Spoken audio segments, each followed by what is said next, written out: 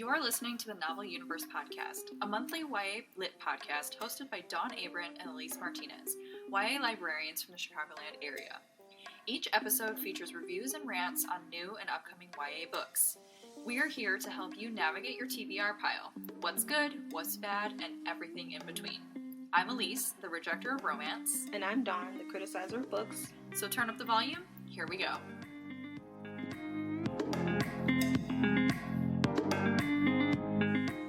Hello everybody and welcome back to the Novel Universe. And today's episode we will be recapping our July reads.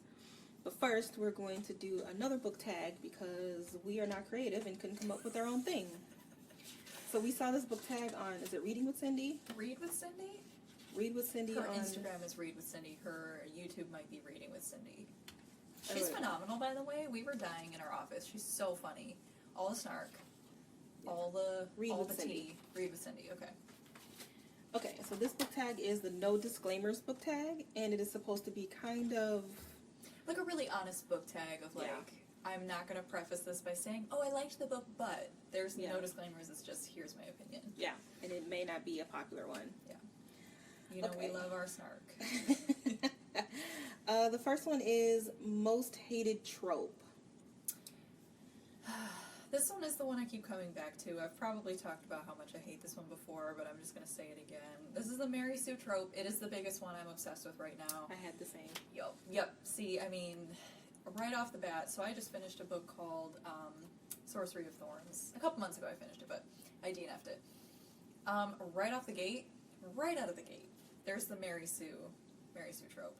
And I define this as when the secondary characters are repeatedly communicating to the reader that, oh my god, this person's so special, so unique, so smart, so strong, and yet the main character or the person that they're referring to shows none of those traits on the page and continually makes mistakes over and over again that fail to move the plot forward in any real capacity.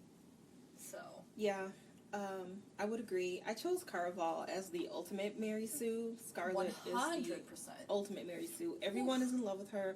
Everyone thinks she's great, but she's not.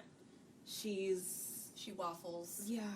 She's insecure, but not in like a flawed, interesting kind of way. There's nothing wrong with insecurity, but it's just like, I don't know what I'm doing. Oh my god. She's just bland. Oh. There was nothing special about her at all, but everyone seemed to think she was just great.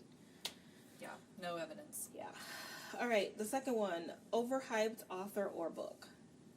Okay, so I was inspired by Read with Cindy, and I couldn't get this author's name out of my head, so I'm going to choose the one that she did because I completely agreed, and that's Renee Ahdieh. Okay. Yeah, I've only read one of her books, but I've heard a lot about one of her other books to make me think that this is just how she writes. But again, she likes to implore the Mary Sue trope of the main character being this amazing special person, but they're really not. And her books are being hailed as feminist, but I didn't really get that from Flame in the Mist. No. There was she's telling you it's feminist. She's not showing you it's feminist. Yeah. Because your main character is like, I don't have to do what you say, or blah, blah, blah. It doesn't make them feminist.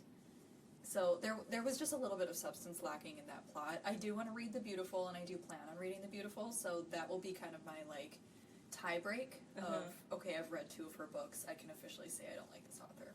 I give an author 2 chances, and if both of them are bad, then I can't anymore, and I read The Wrath and the Dawn, so that's my 2 and I'm out. Yeah. My choice was actually Sarah J. Maas, only because they are overhyped. Everyone seems to think that the best YA fantasy is Throne of Glass. It's a good fantasy. It is.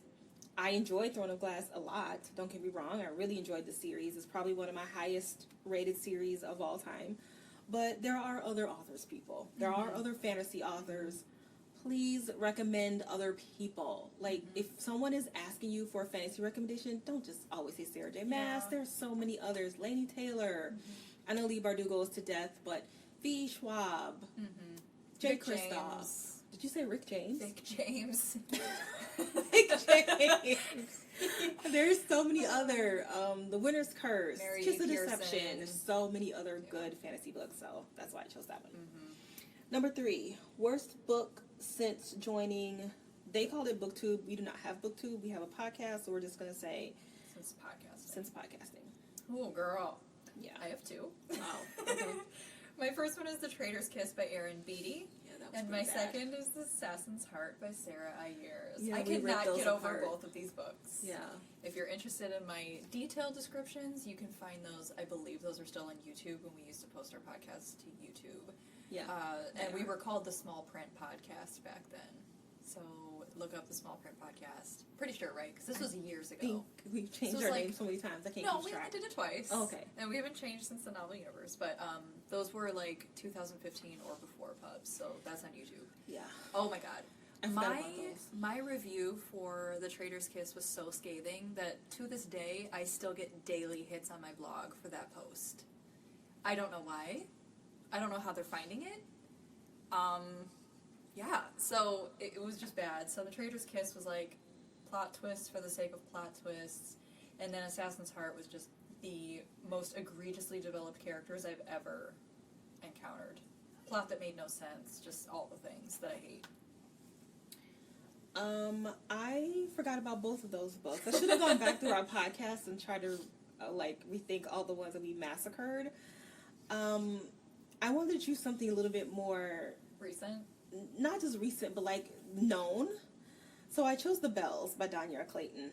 I could not podcast about it at the time because I reviewed it for SLJ, couldn't talk, which is a scholarly journal.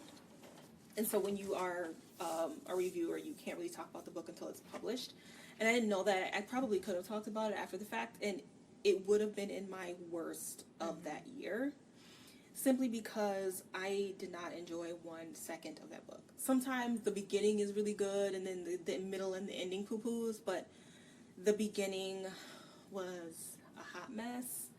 The middle, it was a hot mess.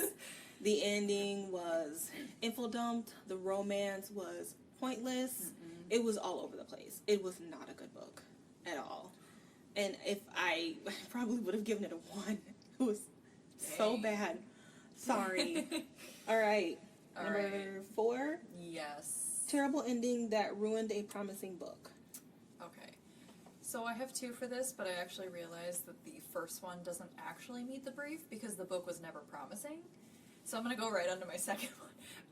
For the record, that first book is a graphic novel called Minus by Lisa Nafziger. That was extremely disappointing. Anyway, my second book is The Sea Witch by Sarah Henning. This book came out last year. Wasn't a major hypey book. I don't think a ton of people read it, but the sequel is coming out next month, so I guess that's why I wanted to blurb it. It's coming out in August of 2019. This was a good story with an awful ending. The main character was interesting to read about. She, the Sarah Henning, the author, really did a good job of portraying this dark Hans Christian Andersen type world, like that fairy tale world. But at the same time, the book took a while for the plot to really get going, and by the time that it did, she was just like, oh, I gotta wrap shit up, and basically started having shit hit the fan. So it was like characters that were extremely close to the main character. Like, throughout the story, they are planning on running away and getting married together, are just written off the page with no explanation. I have never encountered that in any book I've ever read. Oh my god, it was so bizarre. And while this book was labeled as a retelling, the author shoved most of the mythology into the last, 10% of the book. So you're trying to catch up with this extremely slow-paced book, which was fine. I love a slow burn. But now it's like, oh my god, now everything is being told to me 10% into the ending, and everything was info dumped in third person in the last, 2 chapters. That's the worst. So, yeah, it was like, it went from being told in first person to now, she kind of died but didn't. So basically this is the story about how the main character becomes Ursula from The Little Mermaid, because it was a Little Mermaid retelling, and I was very interested in that part of the story, and the progression into that character makes complete sense. That was well written, but the pacing of this story was all wrong, and I was so disappointed. I really wanted to like this, and there were some strengths, but ultimately that ending, info dump in third person, was just wrong. Okay. Well, okay, so I chose it a little differently. So I chose a series where the first 3 books were great, and then the last book sucked. And I chose The Lunar Chronicles by Marissa Meyer. I loved Cinder and Scarlet, and Crest was great, and then Winter came, and damn, mostly because it was about Levana. I even read the novelette, the novella about Levana, the queen, and it was awful. I love a good villain, and this villain was just totally tanked the story. I had to go back and look at my old review, and I said, everyone was pairing off all the time. Oh, I love you, but you don't love me. And oh, I love you, but you must marry another. And I'm going to be miserable until I get you back. And blah, blah, blah. And it was like 832 pages.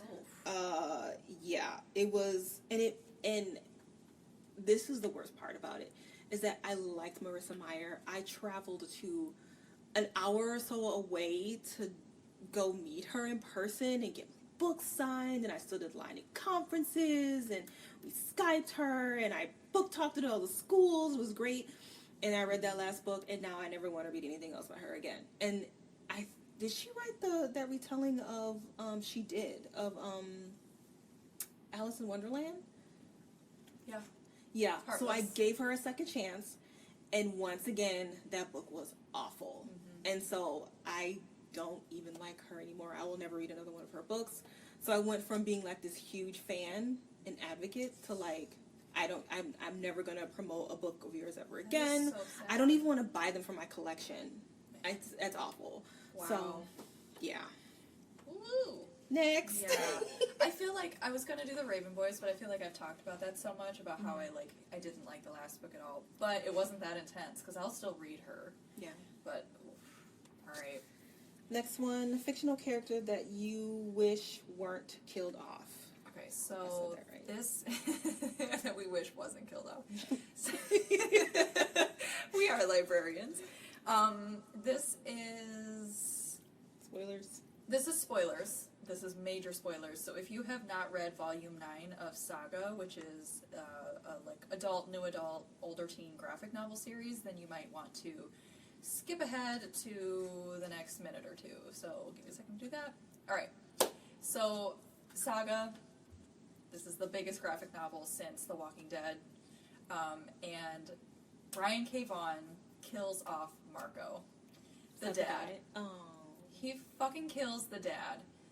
And I literally bawled my eyes out so emphatically that I pissed off my husband with how like vehemently I was reacting to this book. I'm just visualizing you. I know. I do not cry. No, you don't. That's why. I am not a crier. Louise is probably like, what the hell is wrong with He you? was 100% doing that. And I attempted to explain, but because he hasn't read the book and doesn't have the like emotional context, obviously it meant nothing to him. What a horrible thing to do, both to Hazel and Alana and your reader. And I was so salty because I had just subscribed to getting the issues. I paid money to get the issue every time it was published, which is quarterly. And then they fucking go on a hiatus. So I was supposed to get 12 issues. That's how many are guaranteed. And I only got 4 because they're now on a hiatus. So I don't know what's happening. There's like, it's indefinite. We don't know if they're going to continue the story. It's terrible. So that was the most emotional character kill-off that I have ever read in a book. I won't say any more. Okay. I am empty. I am a shell. Well, mine is not as emotional as yours. I do think it ruined the story. So I'm about to spoil Ember and Ashes. So if you haven't read it, I would recommend that you mute it now. Elias. So technically, Elias is in the afterlife. He's not he's physically dead, but he can still like talk to people and engage and everything. But that whole storyline fucking sucks. I don't like it at all. I want him to be a physical being, and I don't like Leia, whatever her name is. And he kind of helped along the story because I didn't like her, but I liked him a lot. Mm-hmm. And what they did to his character was just awful. I'm shocked. And it just killed the whole book for me, the whole series. I'm just... I guess I have to read book 4 now because I must find out what happens. But I only care about Helene. I don't care about the rest of the characters. So, yeah. All right, unmute. And we're on the next question, which is bookish pet peeve. My bookish pet peeve, I'm going to again reference Sorcery of Thorns for this one, but the pet peeve is it's hard for me to get into a book when the characters are interacting in ways that I don't find natural. So, right in the beginning of the book, the main character, Elizabeth, again from Sorcery of Thorns, she's being a little bit like confrontational with this like magician guy, this sorcerer who has come to her library to like ascertain what's going on with their books. And she says something that apparently I was supposed to find intelligent, but I didn't. So, like, she says this phrase, again, I apologize that I don't have the exact phrase or the context, but the male counterparts of this, like, sorcerer dude is like, you know how when the author sets it up, like, they looked at her as though they were trying to figure out, like, just in this way that's supposed to set up that this character thinks outside the box, or you're not like everyone else, and blah blah blah, but like you don't find it intelligent. That's a pet peeve of mine. I know that's really specific, but I've been noticing it a lot lately, particularly in fantasy. Again, that's an offshoot of the Mary Sue trope. Okay. So like that was all the fuck over Flame in the Mist. She'll say something and it's supposed to be smart or intelligent or like brooding, and I'm like, that was just annoying. Like what the hell? So, yeah. All right, so mine is the eavesdropping to advance the plot. Oh my god, that's a great one. The eavesdrop. It is lazy writing. She does that too. Does she? Oh, in like the second chapter, remember she and her friend are eavesdropping, and they overhear the conversation between the director and somebody else. Of course. Dude. One I can forgive. One time, okay, but when you go like 2 and 3 times, and it's always like huge major plot points. No. That's a problem. You need to figure out another way to advance your plot, and eavesdropping on conversations is not one of them. I will immediately drop a star. If there's more than one eavesdrop, a whole star will just go bye-bye. Dang. I hate it. All right. That was a good one. The next one is book that needed more recognition. I did like 5 books, so... Elise, we don't have time for 5 books. No, I'm not going into each of them. I was just saying anything by Mary E. Pearson, Vic James, and The Patron Saints of Nothing by Randy Rebay needs way more attention than it's getting. That book is fire. Well, it just came out, that book slaps. Let's give it a couple months. I think the Mary Pearson books they took a long time. I think people are finding them now. Because, you know what? This is how I know.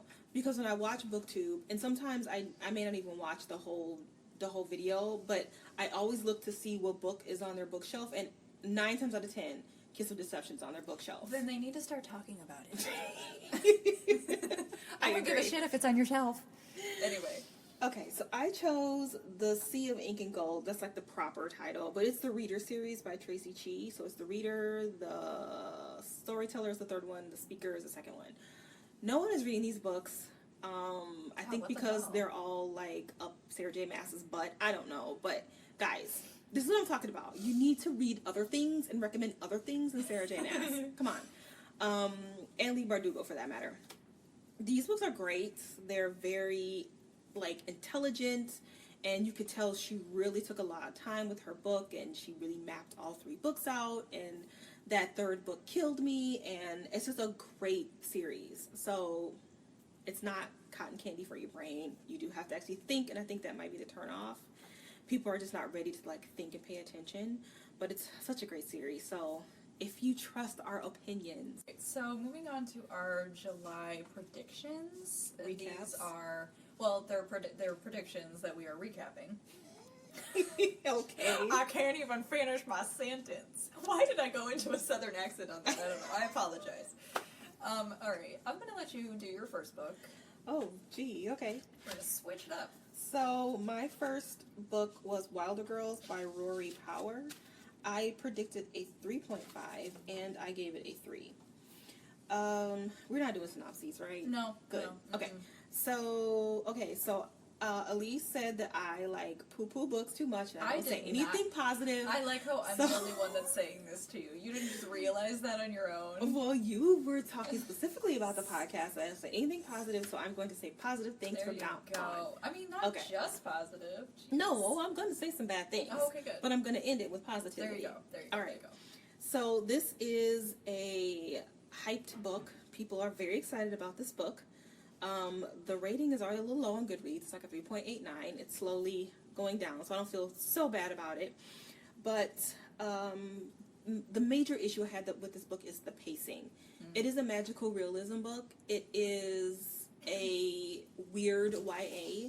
These girls have some weird disease or virus, and they're kind of quarantined in their school, their boarding school, and we don't know what the virus is or why it is or how it is or anything. And the author doesn't really tell you until the last chapter.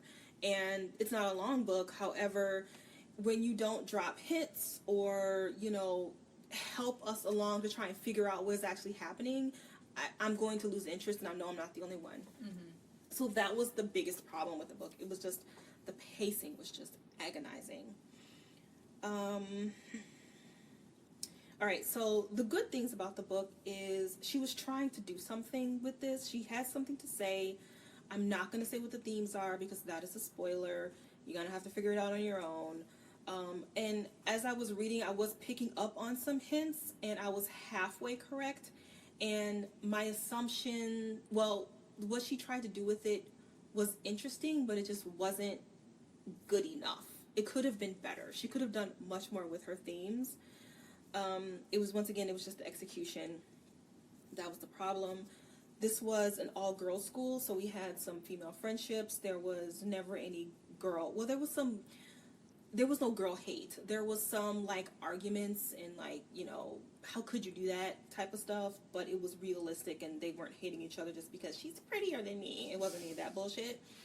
That should have been my pet peeve, girl-on-girl hate for no reason. Yeah, I feel like authors are kind of stopping that. I have noticed that, thank God. So, the friendships were good. This book is labeled as queer, but it's not, if you're looking for, really, really queer, this ain't the book for you. Mm. It's not as queer as they're trying to make it out to be. Okay. The characters were okay. The main character, Bayet, she was the best one. The mess one. No.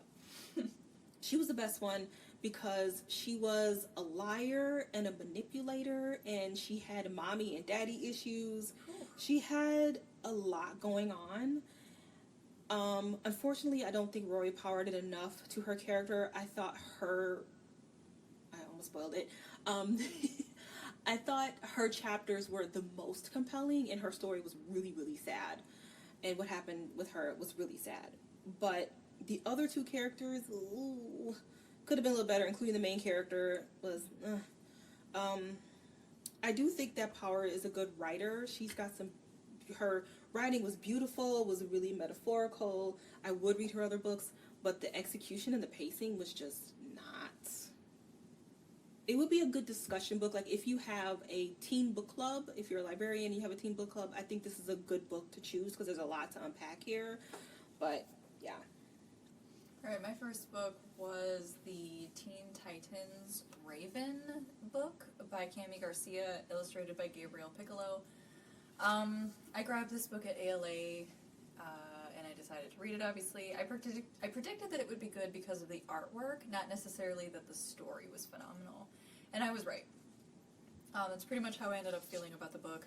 It's an origin story, so if you are familiar with Raven, this book might not yield a lot of new information.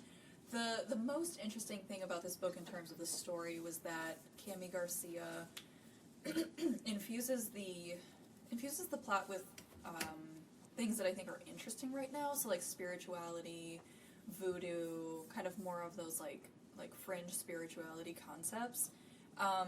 And that was of course very interesting to read about. There's astral projection and raising spirits from crypts, and I just find that stuff interesting. So there's a lot of that.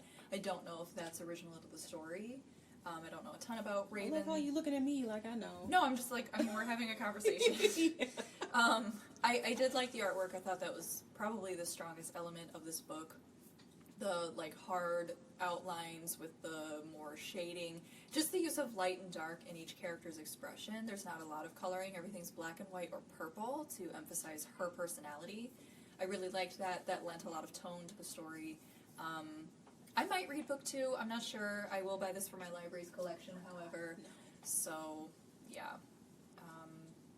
I did not give this a star rating in my prediction. I went back and listened to it again, and I didn't star it, but I think on Goodreads I ended up giving it a 3.5. So it was 3.5 for me is perfectly average. Nothing was bad, nothing was phenomenal. All right, second book is Merciful by Margaret Owen. I forgot her last name. So this is another highly anticipated read. My bad. Highly anticipated read, and I'm about to poo-poo on it. Sorry. Do it. Do your thing. To be poo. So I predicted a 3.5. What did I? Come on, dog. Get your shit together. We always do this. I predicted a 4. Wow. And I gave it a 3. Okay. This book. So there were, I don't even know if I have anything good to say about it. Try. Okay. Well, I'm going to start off with bad and try to end with good. So there were 3 main issues with the book. The first one was the world. Actually, let me go back. I had one minor issue. So one of the main characters is the prince, and he has a aide who's also his bodyguard named Tavin, and then the main girl's name is Fee. So at one point it's just the 3 of them, and this is towards the middle of the story. It's just it's the 3 of them, and Fee is kind of having some feelings for Tavin, and she hasn't said it out loud or anything, but they're always off together talking, woo woo whatever. So at some point while they're on their travels, Jasimir, that's the prince, he has discovered that Fee does not know how to read. So he's like, I'm going to teach you how to read. And at first she was like, no, I don't need to read. I'm a warrior. I kick ass. I don't need to read. But then at some point she's like, okay, teach me how to read. So Tavin is asleep, and they're on watch, and he's like teaching how to read in the dirt, whatever. And up comes Tavin. He's like, hey, what you guys doing? And Fee's like, oh, nothing. We're just talking. We're just chatting. And Jasimir is like, I'm teaching you how to read. What are you talking about? And she's like, oh, no. I don't know what you're talking about. We're talking about something else. Clearly, she does not want Tavin to know that she's illiterate, because that is not sexy. Jasimir, on the other hand, he wants to be king. His stepmother is the queen, and she is trying to kill everybody in her way so that she could be queen. And the whole plot is them trying to get Jasimir to get an army to go back, kill the queen, and become king. He's a dumbass. You mean to tell me you can't read clues? Social clues? She's like, oh no, I'm not learning how to read. We're just talking. He's like, he gets all pissy with her, and he's like, you're wasting my time. I'm trying to teach you how to read. How dare you? And he storms off. And Fee's just there to look like an idiot. But he knows that she likes him. He knows this. So he's either a complete dumbass or I don't know. So my whole issue with that is, as the reader, how am I supposed to believe that you are going to be king and that you're going to win the war over this awful woman if you act like you're 12 years old? He literally acts like he's a child. Yeah, I don't like that. So that was a problem. I couldn't get behind the whole plot of him going to be king. My other issues were the world. There's like 12 castes, and they're all birds. And on top of that, it's a caste system, like Hunger Games. So my next book is like a bird caste type situation. Oh God, here we go. So we're back to the whole Hunger Games trope where we're set up in castes. Yeah. So we're in this cast. There's 12 castes, and of course our main characters in the low caste. Are they in the low caste? No. Okay. Well, crows apparently are shitty because they're the bottom of the bottom. And I can't remember what's at the top. A phoenix or something? I don't know. Probably. So they're at the bottom, and maybe. And in this world, the crows are, they rid the town of the plague. So they're nomadic, they travel around, and then they see some smoke, and they're like, oh, there's plague in that village, let me go and get that dead body and rid the town of the plague. Okay, so there were several problems with this book with that. It's like, the author never really explains why the crows are the worst of the worst.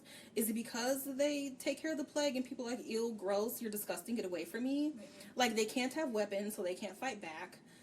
They just so many rules that they have. And so, okay, so, like I said, their whole purpose is to go and rid people of the plague. And Fee is constantly complaining that nobody respects us and people don't like us and we have no power and blah, blah, blah. Did it just occur to you you're at the bottom of the cast? No. Are you... But why are we at the bottom of the cast? That's my point. Okay. Why? Yeah. So they go to some village that was like, hey guys, I got some dead bodies or some plagued people here. I need you to kill them and get rid of them. So they're like, okay, we're gonna do it. And so then they're like, okay, time to pay us. We rid your town of the plague. And the mayor of the town is like, I'll give you $5. And the crows are like, no, we need $20. And then they're like, no, we're only gonna give you $5. So then the crows could just clearly say, well, we're just gonna keep this plagued body here and kill your whole village. And they say that, and then the mayor goes, I'll give you $6. And they're like, okay. And then they wonder why no one respects them. Because you're a bitch. You're a little bitch. You have power. Just say, oh, well, your whole village is going to die. Peace. And that spreads throughout the whole world, and people will know not to mess with you anymore. I did not like that. That made no sense. Yeah. That is called a plot hole. A huge plot hole. And another plot hole was the whole magic system. So the Fee and her father have a power where when they take the plagued bodies, they can take their teeth. And each caste has their own magic. So when they take their teeth, they can have their magic. So they just rub the teeth together and like, bam, I burn you down. And I rub your tooth and I can perform invisibility. Dear God. Okay. So like I said, other casts do that? No, I think they're the only crows who can do it, I believe, because they're the leader of the crows, and so he had to teach her how to do it. So I think they're the only two people who can do the tooth thing, the tooth magic. But all the other casts have magic. Does that make sense? Yeah. So then, they would be the most powerful because they can access their own power and any power of the other casts at any moment. The way. Right. So, because they cannot fight back and they're a nomadic tribe, when they're walking, people are going to come by and try to shank you because that's what they did. I'm going to try and steal your horse. I'm going to try and take your women. But their only recourse is to run up trees and touch a tooth and be invisible. Okay, fine. You can't fight. I don't know why. Sure. So while she has Tavin and Jasmine, they're up a tree, and then she's hid them with her tooth magic. And then, okay, fine, they get away. And then another chapter, Tavin snaps his fucking fingers and burns people to the ground. You mean to tell me you got fucking fire magic and we have to hide in the tree? I don't understand. Why didn't he use the snappy magic? Did he not know? He knows. Oh my They've God. been born with this magic. Oh, I'm like, you mean to tell me you can snap your fingers and burn them to the ground? Why are we up in this tree? Right. That was a huge hole. And the last thing I will say that was the hugest problem was the word choice. So I couldn't like the diction, the syntax. What do you mean? Like syntax is word order, diction is word like order. word usage. Word order. Okay. So when we read books, and I used to be a reading tutor, as anybody, when you're a reader, you can anticipate what the next words are on the page, and that's not like bad writing. That's just we know our language so well that we can anticipate words on the page, and that's how we're able to read quickly. But she was like putting words in there that didn't go together, and so it made you like stop and like reread to try to understand what she was saying. And then I likened it to Shakespeare when you're the first time you're reading Shakespeare in high school, and you're like, what is this language? And your teacher's like, that's English, you dumbass. And you're like, oh, well, that's just how they spoke English back in the day. But to a current reader, it doesn't, the words, you know all the words and what they mean, but the way they're positioned on the page, it's hard to interpret. And her whole book, and it was exhausting because I kept having to reread. And one sentence she said that kind of stood out was, she's like, they're packing their stuff together, and I don't know if they like rolled over a town or whatever, I can't remember, but she says, I don't truck jewelry. I'm like, truck? Is truck a verb? I had to look it up. Yeah, carry. Just say carry. Put the thesaurus away, Margaret Owen. Put it down and use normal words. Unfortunately, that's how I felt about We Hunt the Flame. Yeah. The syntax in that book was all over the place. It wasn't as bad. This book was way worse. Whoa. It was exhausting. It was physically exhausting. I couldn't even finish the book. I didn't even care anymore. And that's sad because syntax is how you develop your style as an author, but it has to be sensical. Yes. Yikes. So I reamed it enough. I didn't have anything nice to say. I didn't enjoy anything. Well, the world was interesting. That was 10 minutes of... I did like the tooth magic, and that's like it. She's like, we're not going to do plot synopses, right? I literally have 3 lines written for this next one. I was very passionate about my distaste. Ooh. Sorry. No, I don't want to be a bad reviewer and not say enough. You're fine. Carrying on the torch from the crow situation, my next book was The Storm Crow by Kaylen Josephson. I couldn't talk about this a lot in the last podcast because as of that time, my review for SLJ had not been published yet, and now that it is published, you can go find it in SLJ's magazine. I predicted that I would give this book a 4 stars. Ooh, what'd you get it? Drum roll, please. I gave it a 2. I didn't end up giving it a rating, obviously, on Goodreads because I was reviewing it, but this book had everything. Poor character development, disingenuous romance, a token lesbian. Not a token lesbian. World building was interesting, but ultimately it was very dimmed by this main character who was needlessly rash and hot-headed and like, I'm gonna say whatever comes in my mind because that's me being a strong feminist character. And it just came across as just this incessant need to be top dog in a very arbitrary sense. So she is the princess and her sister has become queen after their neighboring country enemy to the north has invaded and destroyed everything. And the reason this is called a Storm Crow is because their entire society, I'm going to say that again, their entire society is propped up on the ability to use crows for elemental magic. So like one group of crows is in charge of healing, the other group of crows is in charge of weaponry, the other is war, the other is weather. Are these like so on birds or weather. like people? People riding the birds that have the power. Okay. So the birds have the power. And Thea, our main character, is a royal, but she will not be queen, so she's like in charge of learning how to ride the crows, and we see her learning to do that in the beginning of the book. And that destiny is cut short, obviously, when, again, the invasion happens and they destroy all of the crow eggs. Shocker, she finds one egg left in a thatched roof building that had not been burnt down, so she like works with her sister to subvert this country that's now invading and save the day.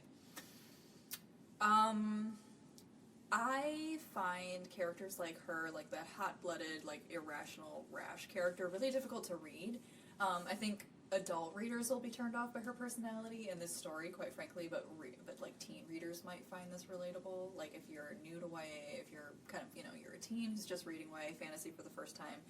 I'm constantly let down by the substance of these fantasies. Like, they have great world building. I've never read a book about crows before. Mm-hmm. I was interested. I was ready for it. But when you throw a shittily developed character my way, I have a problem. I can't get into the plot. And so, again, I don't think teen readers are necessarily approaching the book this way, but I definitely did. And the premise was just so generic. Invasion. The Chosen One finds a key to help them defy the invasion, and they win. I mean, come on. So I literally wrote that in my review, like, generic premise. So it was not a 4-star book. Yeah. All right. Well, I forgot we had another book. We have one more book that we forgot to mention in our July predictions podcast, but that is The Spaces Between Us by Stacia? I think Stacia. Stacia Tolman is how I'm going to commit to saying it. I apologize if that's wrong, Ms. Tolman. Yeah, like I said, we did make a prediction, but we wanted to throw it in there because it's not gotten a lot of hyper-visibility within the YA community. It's a good discussion book. We have very different opinions about how the book actually turned out. I was very pro the book. I enjoyed it. I thought it handled certain themes very well. Dawn did not like the book, and I will let you can talk about it. I won't say I did not like it. I said I was let down. Okay. I thought the first third was pretty, well, the first quarter, I would say, not third, that's too much. The first quarter was pretty good, and, what was it, Irony Man? She starts off with, this superhero she's, invented called Irony Man. I can't remember, the nuance of it, but it was really good. And she's really just like this, I hate everything, but it's interesting. Yeah, It's not the way we always see girls like this. And she has a codependent best friend who's just all she wants to be is a dancer. She does not care about school. She's just trying to get out of her shitty little town. And our other character, who's like, I hate the man, she's very smart, but she kind of dumbs herself down so that she doesn't leave her friend behind. She doesn't want to leave her. She has a savior complex, which I thought was really interesting. And neither of the main characters understand how failing at school will in fact keep them in the very situation. I feel like a lot of teens do not. Yeah. Until you are done with school and you're like, oh shit. Same thing with college. It's like, come on. I mean, yeah, so Serena, as you said, she dumps herself down. She's the one who's kind of like, I'm against everything.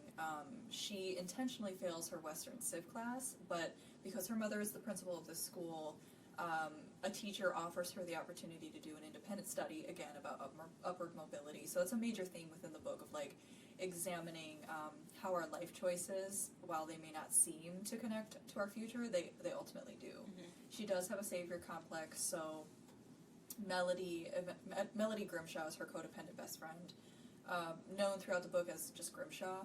She leaves town with this, like, older dude who's, like, promising her the world, and he's got a cool car, and so she's, like, kind of a little bit blinded by these... She's aware of the kind of person that he is, but she's like, I don't care, like, he's my ticket out of here. So she goes to LA with him. They go to California, right? And Serena follows behind because of this savior complex, and in trying to save Melody, things go very, very wrong. And I won't, like, spoil the ending or anything, but that's basically the plot synopsis of the book. So yeah, I mean, the middle was dragging. It was about all these little cheerleaders, and so Serena leaves to go on summer vacation to her relatives, and while she's gone, Melody actually, like, says, no, I'm going to get my shit together. I'm going to be a cheerleader, so I can't dance, like, in a school, but I can dance with the cheerleaders. You know, I'm going to be more positive. And when Serena comes back, she's like, you're going to do this with me. And so Serena's like, okay, I'm going to change my shit too. Yeah. I'm going to study. I want to have things going on in my life. But the whole cheerleader thing was like, what is the point? So and the much thing time with the mom and the cheerleader coach and the quote unquote cheating dad, like. Yeah. And then when that ended and Serena or Melody went to California and Serena followed her, then it picked up again. But it was that middle bit that just, but it had a lot of great things to say about, like, freedom, and she had a lot of symbolism with cars, even like the school bus and this gold Corvette and these cars in Grimshaw's yard that don't work. And that was just kind of her whole thing. Grimshaw, nothing works in Grimshaw's life. Her mother doesn't work. The cars don't work. Her brothers don't work. It's like... Yeah. She had a lot of great things to say in her life. Yeah, I admit this book was not perfect in terms of pacing, but I loved the middle section because one of the major, concepts and themes that the author decides to discuss in this book is obviously class system. So the girls literally are learning about upward mobility, but they're also not aware of the current society that they're in, which is the American high school society. There are levels to even that, and, like, once they move up to the ranks of, again, this, like, stereotypically cheerleader being on the top social strata is when they start to kind of open up to the realities of the world. So it's like, that did need to happen. I'm not sure if she needed to spend the sheer amount of time on it that she did, but it made sense to me in terms of the overall story that she's trying to tell with these girls, like, life education. She also discusses a lot of family legacy, like you said, with her family, like Grimshaw's family literally not having anything. They've got a bunch of dead cars in their yard, as opposed to Serena, who she has a stepdad who owns his own, like, business. He's also the football coach, right? No, he used to play football. Her mom is a principal, so I'm assuming that means that she has a master's degree. I mean, her family is educated, her family has resources. And then we find out when she goes to Maine that her father, who is dead on the page, comes from a moneyed family. So both Serena and Grimshaw have very different backgrounds, which lends them to very different lives, as we see played out on the page by the end of the book. Undoubtedly, Serena's privilege does allow her to move into her future, whereas Grimshaw's lack of it doesn't. They were just very interesting characters to read, and again, this is my point. Like, when I read a book where the character is not fleshed out, and I read something like this, it's like, real people are you can write real teens. Yeah. I thought Melody was probably one of the best characters I've ever read. She was a great character. So tragic. Yeah. But interesting at the same time. Like, what's my next point here? I don't have anything else to say about that. They're just well fleshed out characters that make mistakes but have, like, real personality quirks, and that was what really made this book strong for me. I felt like I got to know them, and when I closed the book, I could still feel their, like, personalities, like, hovering. You know, that sounded really spiritual and weird, but, like, no, it's like you take them with you outside of the story as well, and you kind of have to think about what they're going through after you're done reading. So that, to me, is a mark of a well-told character. Yeah, but, I agree. Yeah. And like I said, if that middle had been shorter, like you said, like the way you said about the whole construct of high school, I didn't see that. I missed that. So maybe I will bump it up to a 4 because I just totally missed that. It was just too much of it. I just wish she had to cut that down just a little bit. But this is one of those. This is a critical read. Obviously, it will get critical merit. Hopefully, yeah, hopefully. Hopefully it doesn't go too far under the radar. So far it has, but that tends to happen with a critical book and like an author that not a lot of people have heard of. Yep. So I would read something else by her. Yeah. I would be interested to read something else by her. Yeah, she'll be on my radar from now on. So, all right, well, that is all for our July. Longer than I thought it was going to be. Yeah, it was. It's okay, though. We had some good stuff to say. All right, so join us next time in the Novel Universe podcast.